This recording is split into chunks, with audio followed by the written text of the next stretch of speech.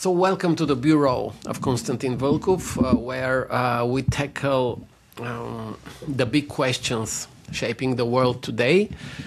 I'm thrilled to have with us Professor Natali Точи, Director of Istituto Affari Internazionali. Is that correct pronunciation? Perfect. Perfect. One of the sharpest minds on European strategy, diplomacy, and those big challenges of multipolar world. Today we'll dig a little bit into Europe's strengths and weaknesses. Obviously, we will try to explore how strategies are truly written and hear her take on everything from the EU's ambitions, etc., etc. We first met in Doha, and Ivan Krastev introduced us. Recently on this program, we spoke with Ivan about Robert D. Kaplan and his idea that understanding geopolitics begins with maps and ends with Shakespeare. Against that backdrop, and considering the vast, almost tectonic geopolitical shifts we've witnessed just past this year, how do you personally make sense of the world as it is today, as it is changing? What helps you orient yourself amid such deep uncertainty? Well, firstly, Konstantin, it's a real pleasure to be on the show. So what helps me orient myself? Well, firstly, I think that the first necessary part of the orientation is an acknowledgement that the past is past, right? Mm-hmm. And so that the old is gone. I think that all attempts which are in one way or another, consciously or unconsciously, aimed at saving the old, returning to the old, are delusional, right? So to me, that's a first point of orientation, which is actually very difficult at times, yeah, because we often engage inevitably in wishful thinking. We often mix analysis and desire. And given that we are not aliens observing the world, but we are human beings living a present, inevitably we are shaped by our desires. So to me, though, if we're serious about the work that we try to do, there has to be, as I said, an acknowledgement that is always with us, that no matter how wonderful that past was, it's gone, and it's not returning. In the same way as I think that acknowledgement has to be there and has to be very firm, there has also got to be the acknowledgement that precisely because we're immersed in the situation, we actually cannot tell yet which will be the new steady state. Mm-hmm. And so I am very cautious about, debates essentially arguing that there will be, that we now know, we are in a multipolar world. We are in a global disorder. There is an inexorable rise of the nationalist right. Things that may seem very true today may look very untrue in maybe only 1, 2, or 3 years' time. Yeah. Mm-hmm. So, and it is the case not just by definition, but simply because I think it will actually take several decades for us to settle into a new system, right? Which basically means that throughout probably the rest of our lives, certainly the rest of our careers, we will be in this phase of transition. And inevitably that means having very limited visibility, basically, of where we're headed. So in that limited visibility, I think it's always important to try and kind of put yourself in someone else's shoes and not necessarily reason with your head, reason with someone else's head. And even if that someone is someone that is extremely nasty, I don't know, Vladimir Putin, just to give the obvious example, try to kind of understand what you think might make sense for him, given what, for example, his interests are, right? I understand.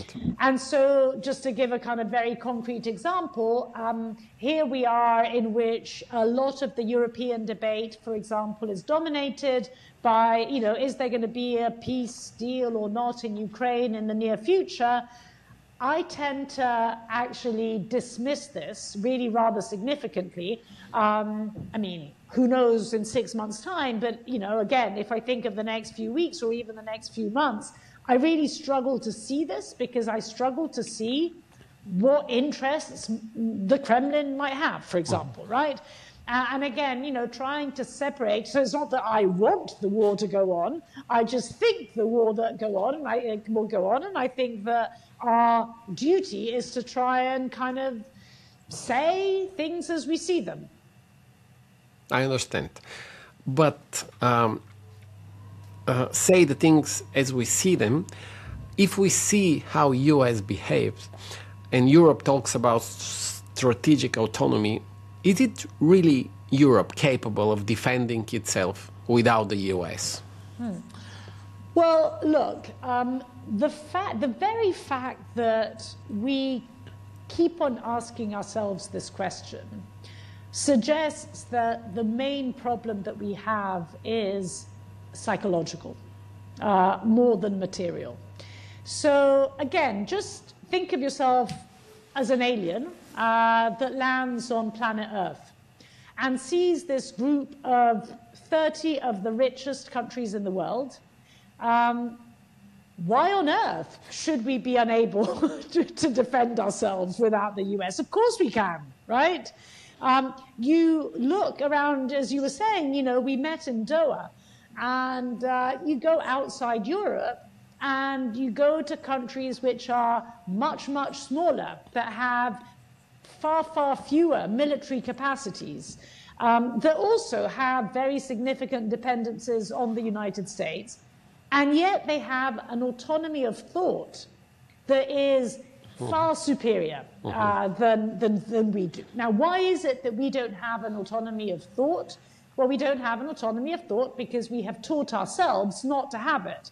And we have taught ourselves not to have it over the course of 80 years.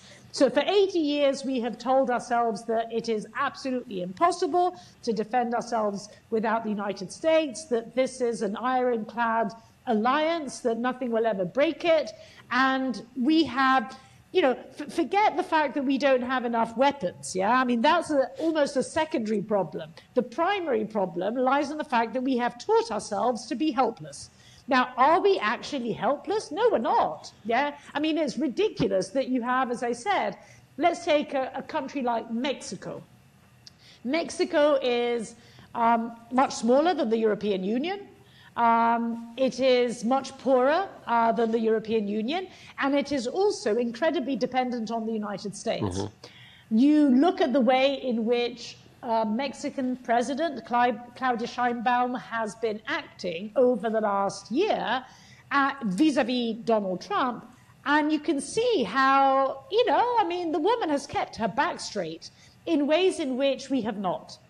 And so it is not a material condition which determines your autonomy of thought. It is something emotional and cognitive that I think we need to fix, because unless we fix that emotional and cognitive element, we're actually not going to do the material thing that we have to do, right? One thing, do you think that we have to fix our moral compass as well? Because EU can balance principle and pragmatism, but can it balance principle and pragmatism without losing its moral compass? Well, it depends what you mean by balance, principle, and pragmatism. If by balancing principle and pragmatism, what we mean is we need to compromise on principles in order to be pragmatic, then the answer is no. It basically is, it's a trade-off, right? But if we interpret balancing principle and pragmatism in a different way, i.e., having a pragmatic understanding, or maybe I should say a realistic understanding, not realist, but realistic understanding of a particular situation. Yeah. So you look at whatever, Africa, right? And you recognize that you no longer have the leverage that you used to have. You can no longer go to Africa and preach democracy and human rights and condition your development assistance to whatever LGBTQ reforms, to give one example. And you can no longer do it because you're no longer the only kid on the block. There's China as the new kid on the block, in fact, not so new anymore. There are many other players. And so African countries can basically just kind of look at you and give you the middle finger, right? Now, does that therefore mean that we have to ditch principle altogether? No, it probably means that you have to refocus what a principled partnership is and, for example, say, okay, fine, I may not be able to have or do much on, say, LGBTQ, but I may actually have quite a bit of influence by using my climate finance, for example, or to use my assistance on pandemic preparedness, right? So these are things that are principled, right? And they are things where actually there can be appetite in these countries to work with you, right? So I think it's a question of kind of reinterpreting what principled partnerships mean and simply understanding that, yes, you need to adapt what you do, but it doesn't necessarily entail throwing out the baby out with the bathwater. On writing a strategy, because you are involved, from your perspective, what makes a country's or continent's strategy effective? Clarity, vision, flexibility, or something else entirely in the modern world? So firstly, I think that if you have a strategy, you need to have a clear idea of why, not what, why you need it, right? And often the why is not in the strategy itself. It's not in the lines of what you read. So to give you a European example, which actually precedes the strategy that I wrote on behalf of the High Representative, but to go back to the previous strategy under the previous, which was the first European security strategy, under first High Representative Javier Solana, the reason why that strategy was written was to bridge the divide that had consumed Europe and consumed the transatlantic relationship over the Iraq War, right? So writing a strategy to bridge that divide was the reason why the strategy was written. If there is a clear reason to do something, then the choices made in terms of what goals you're going to have, what means you're going to have, the overall framing of a document, the overall framing indeed of a strategy, then that falls into place. If you're kind of a little bit confused as to why you're doing it, or maybe you're not confused but the reason is not a very good one, generally speaking, a very bad reason to write a strategy is, oh my God, lots of things have changed and therefore we need a new strategy. That's the worst possible reason you could have to write a strategy, because things constantly change, right? So to me, even before one, as I said, has good goals, means, actions, whatever you would expect to read in a strategy, there needs to be a clear understanding of why you're doing it in the first place. Finally, how do you evaluate the Trump's administration approach to strategies? Is it smart or dangerously short-sighted? Well, I actually think it's both at the same time. I think that it's smart because, or rather than smart, I should say, it's coherent. If you read the national security strategy, I found it an actual, a coherent, consistent, and in many respects, very predictable view of the world, yeah? And in a piece that I wrote recently in Foreign Policy, I defined it as a strategy of imperial collusion. So it's basically a strategy that paints the world as a world of the survival of the fittest, in which the United States is the first of the empires, but in which there are other empires. And Russia is in some respects an empire, or can be an empire, and China can be an empire. And the United States is interested not necessarily in conflicting with these other empires. It recognizes that there is a space for everyone, even if it considers itself the kind of lion king of the jungle. But, there can be other lions in the jungle as well. And then there are the antelopes, right? i.e. the colonies.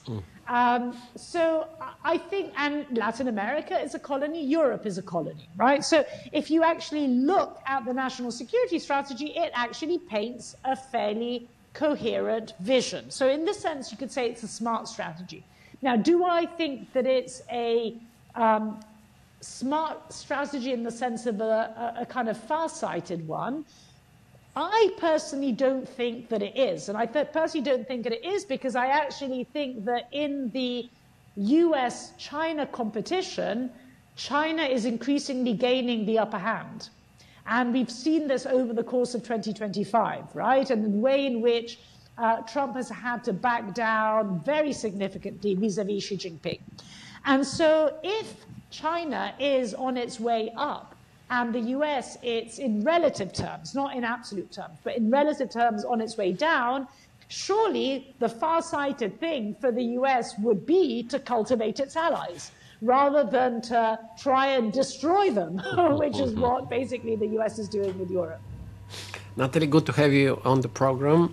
Hope to see you soon and have a wonderful year. Same to you, Konstantin. Thank you.